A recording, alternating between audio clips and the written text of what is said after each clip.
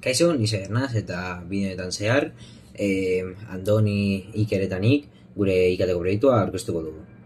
Gure proiektua etxe bizitza simulagailua deitu diogu, eta gure programaren helburua etxe bizitza baten prezioa kalkulatzea, erabiltzailea aukera desberdinak probatzea eta erosketak eta historiala gordetzea dira. Programa Python lenguaian idatzita dago eta programazio orientatuta objektuetara erabiltzen du. Programaren klase nagusia etxe bizitza ditu diogu, programaren hasieran ikusi ahal duzun bezala. Klase honek etxe bizitza baten informazio guztia gordetzen du, eta horretarako atributu batzuk ere bai erabiltzen dira bere ezaugarriak nolabait aurkezteko. Adibidez, hiria dela non dagoen etxea, metroak, etxe bizitzaren tamaina, logelak, zenbat logela kopuru dauden, mota, pisua edo txaleta den, gero eraiketa, ea zuk erosi nahi duzun edo alokatu, eta gero estra batzuk adibidez gehigarriak, adibidez garajea baduen, terraza eta horrelakoak. Honetaz gain, metodo nagusia bezala, kalkulatu prezioa ezarri dugu. Metodo honek prezioa kalkulatzen du, izena esaten duen bezala. Hau gehienez hiriaren arabera ezarritzen da. Adibidez Bilbon 3.000 euro metro karratu ezarri dugu, Madrilen 4.000 euro metro karratu eta Bartzelonan 4.200 euro metro karratu. Oinarrizko kalkulua oso erreza da, prezioa honen berdinketa metroak bider metro karratuak eta logelak atributore bai bider 10.000. Motak txaleta adibidez bada, beste 50.000 euro gehitzen zaizkio, eta gero lehen azaldu duan bezala, ekstrak ezarri ditugulak direla garajea, igerilekua eta terraza. Adibidez, garajea beste 20.000 euro, igerilekua beste 30.000 eta terraza adibidez 15.000 euro. Horretaz gain ere kontuatu behar dugu alokatzen baden. Alokazio modua aukeratzen baduzu, sarri dugun tasa da hasieran zegoen prezioa, zati berren, gutxi gora bera, izango zela hilabetero ordaineko zenuena.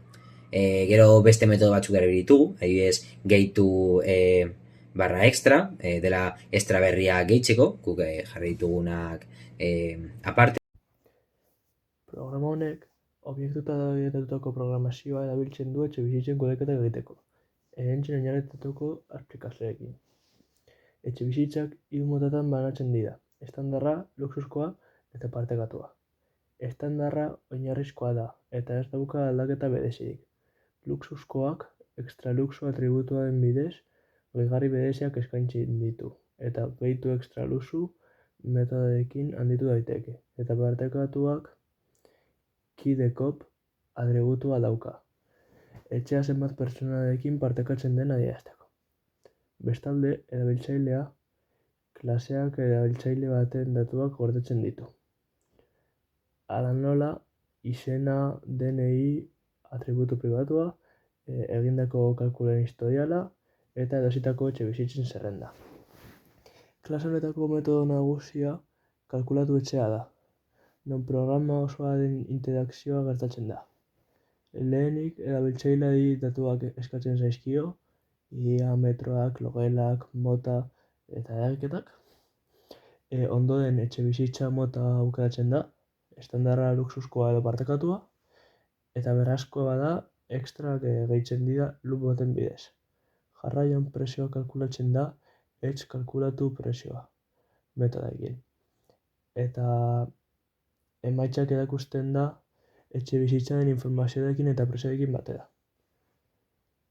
Kalkulua historialean gordetzen da, eta erabiltzailea galdetzen zaio etxea edosi nahi duen. Baiezkoa bada, erosketen zerrendara gehitzen da. Horrez gain, erakutsi historiala metodoak egindako kalkulu guztiak bistaratzen ditu, eta erakutsi erosketak metodoak erositako etxe bizitzak erakusten ditu. Horrela, sistema oso eta interaktibo bat osatuz.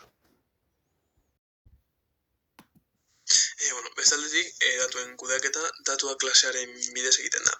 Klase honek erabiltzaileak atributuak dauka, non sortutako erabiltzaile guztiak gordetzen dira zerrenda batean. Horrez gain, gehitu metodoak erabiltzaile berriak sartzea ahalbidetzen du, erakutsi metodoak dauden erabiltzaile guztiak zerrendatzen ditu, eta ezabatu metodoak gordetako datu guztiak ezabatzen ditu, sistema hasierako egoerara bueltatuz. Programaren kontrol nagusia menu funtzioan dago, eta funtzio honek while true egitura erabiltzen du, horrela, programa etengabea exekutatzeko erabiltzaileak irteteko aukera ematen dio. Gero iterazio bakoitzean menuak aukerak erakusten ditu eta erabiltzailearen hautapenaren arabera dagokion funtzioa exekutatuko da. Aukeren artean, lehenik erabiltzailea sortzeko aukera dago, eta behin sortuta erabiltzaile zehatz bat aukeratu behar da gainerako ekintzak egiteko. Presioa kalkulatzeko aukerak aurreko atalean definitutako logika aktibatzen du, eta emaitzak automatikoki gordetzen dira erabiltzailearen historialean, eta nahi izanez, erosketen zerrenda geroago hautatzekotan. Gainera, menuak aukera ematen du historiala eta eragosketak kontsultatzeko eta egindako eragiketa guztiak ikusi ere bai. Era berean, erabiltzaileen zerrenda osoa ikusi daiteke edo datu guztiak ezabatu ere bai, eta sistemaren kudeaketa eta kontrol osoa bermatzen du. Horrela, egitura honek programa osoaren antolaketa kudeatzen ditu eta erabiltzailearen interakzio modu argi eta jarraituan.